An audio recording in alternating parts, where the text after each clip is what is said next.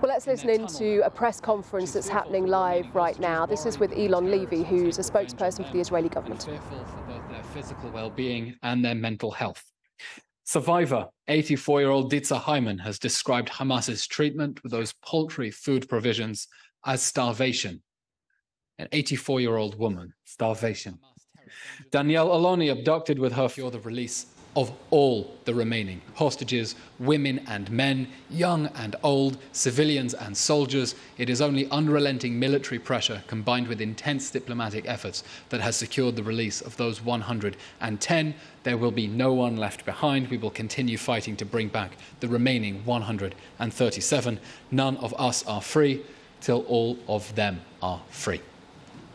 An operational update, more to update now that Hamas has decided to resume hostilities. Following Hamas's regrettable decision to terminate the hostage release pause and resume hostilities, the IDF has resumed targeting Hamas terror targets, striking more than 400 over the weekend, including extensive aerial attacks in the Khan Yunis area and eliminating terrorists and their terror army infrastructure in Beit Lahia.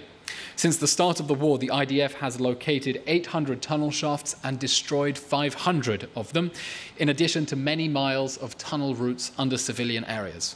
Our soldiers are finding large quantities of weapons in those shafts connected to Hamas's military assets via an extensive underground tunnel network.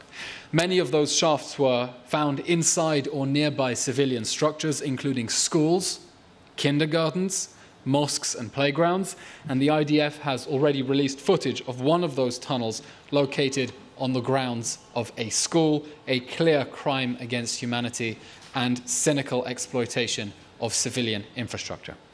Over the weekend, the Israeli Navy has been targeting Hamas naval and military assets in the Khan Yunis Marina and Deir al-Balah area in southern Gaza. Yesterday, the IDF announced it had eliminated Hamas's Shaja'iyya battalion commander Wassam Farhat.